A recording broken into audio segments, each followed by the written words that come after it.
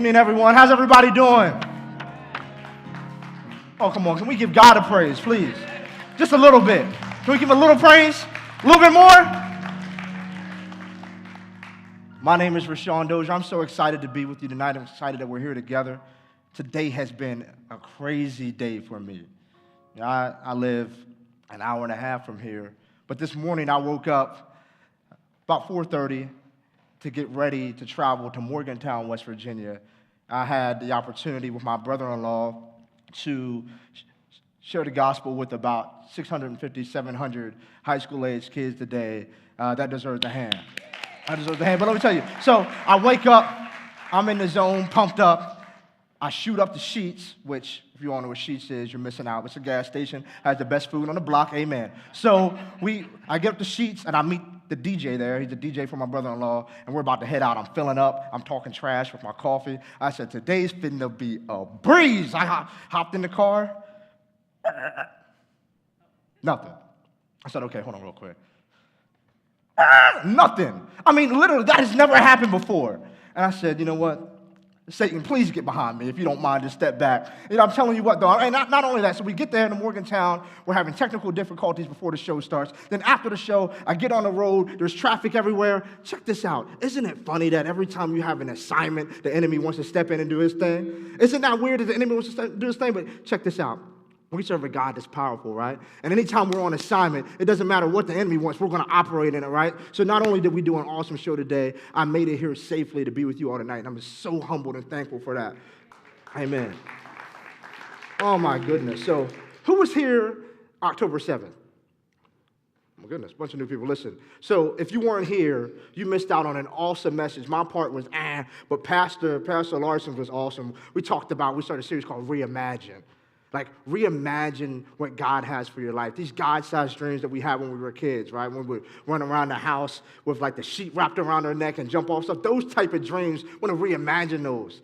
And Pastor Ron talked about the process of birthing that dream. And when that dream gets close to pass, how you have these labor pains and you have to push it out. And then I came in and I talked about, okay, it's one thing to have the dream. Just like when you have a kid, it's one thing to have the baby. But the real work starts, the real responsibility starts when you have to take that little thing home, right? And you're not sleeping, you're not eating, and you have the responsibility to care for the baby.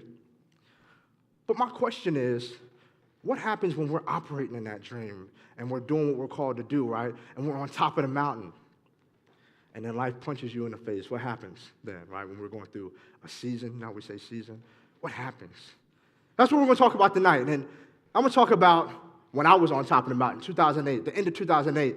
I had just been awarded the Dean's List at college. Like, that was great. 3.8, that's fantastic. But let me tell you why it was extra, extra special. Because when I graduated high school, I had a 1.9 cumulative GPA. Right? So that's what it was, a 1.9 cumulative. Like, I had to beg them to even walk on graduation, sit in summer school, right, with some middle schoolers who were trying to get an Algebra 1 credit. I needed that to go to college. But on a serious note, statistically speaking, I wasn't supposed to even be at college. I didn't come from an environment that was conducive with success, right? None of that was ever modeled for me. So for me to be in college, 5 hours away from home, and not just there, but thriving, doing well, on the road to success was awesome. On top of the mountain, I remember calling my mother. Hey, Mom, guess what? You in trouble? No. As a matter of fact, I'm not. Your boy on the Dean's List. Huh? Dean's List. But I promise, my mom, before she even got off the phone, she didn't call 7 people. People calling me, congratulations, hey, congratulations, baby. I'm like, hey, y'all got money? No, just congratulations, though, baby. So I'm on top of the mountain. And I go home, right, for Christmas break. And then my mom and I talking about it. And my mom's a gangster. Like, she would keep stuff when I'm in preschool. If I got a stamp on it, a smiley face, she kept it. She's like, oh, when that Dean's List comes here, baby, I'm going to put it right here. I'm going to show people. I said, that's right. You better. On top of a mountain, excited, ecstatic, rolling around my city, telling everybody I'm on the Dean's List. They didn't believe me, and I wouldn't have either. But I'm on the Dean's List. 3 weeks later, I'm sitting in a room looking down at my mother's casket. Top of the mountain. Now I'm in a valley. I was just on top of the mountain. Dean's List. I wasn't supposed to be where I was at. I was winning. There's my mother in a valley.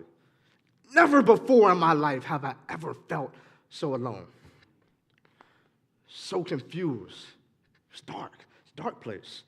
I love people. I like hanging out. I love vibing. I didn't want any of that. 3 days later, I had to go back to start the second semester of college. Just buried my mom. She raised me.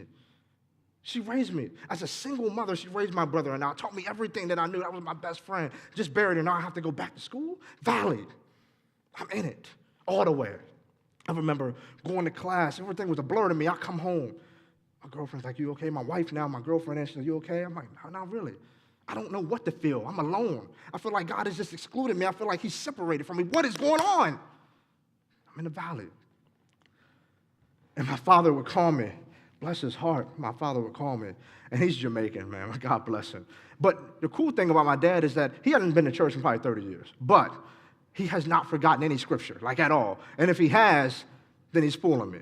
But he would call me, and he would make me go over Psalms 23:4. And I'd say, Dad, look, man, I'm not feeling it. He said, say it. As I walk through the darkest valley, I will fear no evil because you are with me. Your rod and your staff, they come. Say it again. Dad, listen, I'm not feeling it. Say it again.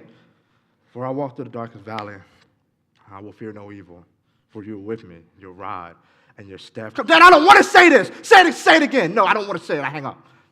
Why? Rod and staff would comfort me. I felt like I was being beat with a rod.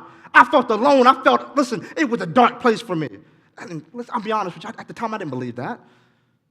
Your rod and your staff, they comfort me? I'm in this valley, solo. A lot of people around, I felt alone. But I'm in a valley. And your rod and your staff, they comfort me? Be honest, at the time, I couldn't even recollect what was going on. I wasn't spiritually mature enough to understand the way of the shepherd. The way of the shepherd. Like, what do you mean the way of the shepherd? Well, shepherd, if you know anything about them, they carried a rod and a staff. And what's interesting about it is, when I hear the rod, that's not good because Proverbs 23:14, Solomon says, listen, if you spare the rod, you hate your children. I wish my dad would have hated me more. You spare the rod, you hate your children. But if you love them, you're careful to discipline. So when I hear rod, I think, the Bible actually associates rod with love. Associates it with love. I had no idea. I mean, what shepherd would do, they'd be out with the sheep, right? And the sheep are coming around and around, and an animal comes. What I love about it is they defended the animal with the rod. So hold on a second. Then Proverbs 23:14 says, you be careful to discipline them. If you love your children, you discipline. That's what it is. It's a discipline. I have a 5-year-old and a 2-year-old. And I'm sophisticated. I've evolved. I don't spank butts anymore. That was my mom and them. I don't spank. We do timeout at my house. Or if they get spanked, my wife spanks them. I can't spank my girls. Maybe if I had a boy, I'd spank. I don't spank. We do timeout. So my daughter's tripping out. I say, hey, go to timeout. Oh, she hates it. If I cracked her butt, she's better off like that. She hates timeout. I send her to timeout. Why do I send her to timeout? I send her to timeout because I want her to think about what's going on. I want to protect her, not from where she's at now, but for her future self. If she continues to act like that, it's not good. Timeout. Discipline. Why? Because I love her. So why am I in the valley? Rod and staff, they comfort me. So hold on a second. You're disciplining me. You're putting me somewhere because you love and care about me. But the cool thing is the staff. A staff is the stick with the rounded hook on it. It's rounded. And what I loved is that the shepherd would defend the flock and then use the staff to pull back the sheep. So hold on. So when my daughter's in a timeout and I discipline her and then I welcome her back and I pull her into me, is that the same thing that's going on when I'm in the valley? Is that how the rod and the staff, is that why they come from me? That's exactly why, but not at the time I didn't understand. I'm in the valley. So I'm here to tell you, you are not being beat. The rod is not beating you. You are being built. You were not being beat, you were being built. I promise you that. I promise you. Yes, you lost a job, you didn't get it. You were being protected, you were being built. I get it. Yes, the relationship did not work out. I'm sorry, my bad. God bless you. You were being protected, you don't even know it yet. But it hurts still, right? It hurts. You're going through it. You're going through it in the valley. It's tough. But I promise you, you're not being beaten. You are being built. Everybody's talking about the gym tonight. Kristen, then Fred. I'll go ahead and continue. So I go to the gym. I'm going to put on some weight. I'm going to put on some muscle, right? So for 4 months, I just completely destroy my body. And I walk out of the gym. Sometimes I wobble out of the gym, get in my car for weeks and months. I do that. I'm literally beating my body down. I'm building it. So sometimes that pain, when you feel that pain, you're just getting closer to your purpose. Come on. I need you to feel that we're in a season where people are depressed out here. I need them to change your perspective and realize that the rod and the staff, they're comforting you. They're comforting you. You know, there's a young man in the Bible. They call him a man after God's own heart. And I'd imagine that there was a particular time when he felt like he was alone, when he felt like he was in the valley, when he felt like God had left him out, he was being singled out. I guarantee that he felt this way. If you turn with me to 1 Samuel 16, if you don't have your Bible, if you're not that holy, at least scroll with me there, right? I don't know that I have mine on me tonight. And I love it. I'll give some context to this. So King Saul had just disobeyed God. God said, listen, I need you to go to the village, wreck everything, don't leave anything alive, and come back. Do your job. Saul said, okay, cool. Catch up with Saul, my man Saul, and brought back jewelry and gold and plunder and all the good stuff. And as I'm literally preparing this, I'm like, geez, if I were King Sean and he told me, God says, Sean, go destroy Columbia. Don't leave anything, just come back. I'd probably do it. I'd come back and God'd be like, you good? Yeah. What's that? Well, that's Chipotle. I didn't want to wreck any of the Chipotles just because I don't know what's going to happen. I just want to make sure. Sean, you get skinny jeans too? The Columbia Mall's fire, God. I just left a couple of things. So listen, Saul was disobedient. So God said, boom, your son will not reign king. You're done. Out of there. So what he did, as we're transitioning into 1 Samuel 16, he sent Samuel. And Samuel was shook because he said, I'm not about to go and try to find another king because my man Saul is going to kill me. God said, no. Do what I said to do. So he was obedient. Let's pick up 1 Samuel 16, verses 4 through 11. Samuel did what the Lord said. When he arrived at Bethlehem, the elders of the town trembled when they met him. A man like Samuel comes to town, you're shook. They asked, did you come in peace? Samuel replied, yes, in peace. I have come to sacrifice to the Lord. Consecrate yourselves and come to the sacrifice with me. Consecrate, a.k.a. get yourself ready for a religious ceremony here. Consecrate yourselves and come to the sacrifice with me. Then he consecrated Jesse and his sons and invited them to the sacrifice. When they had arrived, Samuel saw Eli and thought, surely the Lord's anointed stands here before me, before the Lord. But the Lord said to Samuel, do not consider his appearance or his height, for I have rejected him. The Lord does not look at the things people look at. People look at the outward appearance, but the Lord looks at the heart. Then Jesse called Abinadab and had him pass in front of Samuel. But Samuel said, the Lord has not chosen this one either. Jesse then had Shammah pass by. But Samuel said, nor has the Lord chosen this one. Jesse had 7 sons pass before Samuel. But Samuel said to him, the Lord has not chosen these. So he asked Jesse, are these all the sons you have? Well, jeez, man. I'm sure Jesse was like, bro, come on, man. Yeah, I mean, look, they're still the youngest. Jesse answered, he's tending the sheep. Samuel said, send for him. We will not sit down until he arrives. I love that. Send for him. We will not sit down until he arrives. David's probably in his bag. Imagine him being in his feelings. I mean, not only was he not going to be king, he couldn't be invited to watch his brothers be anointed. Not only did God not consider him, his dad didn't consider him. He's probably somewhere, well, in this point in the valley, in his feelings. Meanwhile, Samuel said, we will not sit until he arrives. I need you to understand right now, although you're in a season, you're in a valley, there's a job right now, there's a company that cannot continue until you arrive. There's a man, ladies, there's a man out there that his life will not be right until you arrive. Things will not get right until you arrive, but you have to be able to pass through the valley. You have to be able to pass through the pain. You have to understand that the pain is not the pain, it's actually your purpose. When you believe that, you can walk in it. So my man David sitting back in his feelings. God, why me? I'm just out here.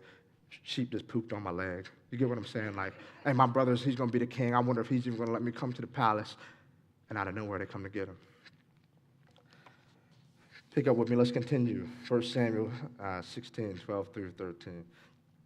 So he sent for him and had him brought in. I love this part. He was glowing with health and had a fine appearance and handsome features. Is that not like a quasi contradiction a little bit, because didn't the Lord just say he's not even concerned with physical appearance? Then why does he add adjectives about David's appearance? And Ron's looking at me like, drop that hammer. I don't know. I'm going to ask you after service. Will you let me know? Well, somebody in here that knows more than me, let me know, because he just said, I'm not even concerned with that. But then it says he was of growing health and fine appearance. I believe they were talking about his spiritual makeup. It had nothing to do with his physical attributes. The Lord said, rise and anoint him. This is the one that was in the valley, the one that was by himself, the one that the sheep just pooped on his leg, the one that thought he was nothing, the one that was in pain. He's the one. So Samuel took the horn of oil and anointed him in the presence of his brothers. And from that day on, the Spirit of the Lord powerfully came upon David. Period.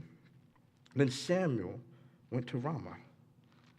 That was, the Bible doesn't say where David went. It says that Samuel went to Ramah.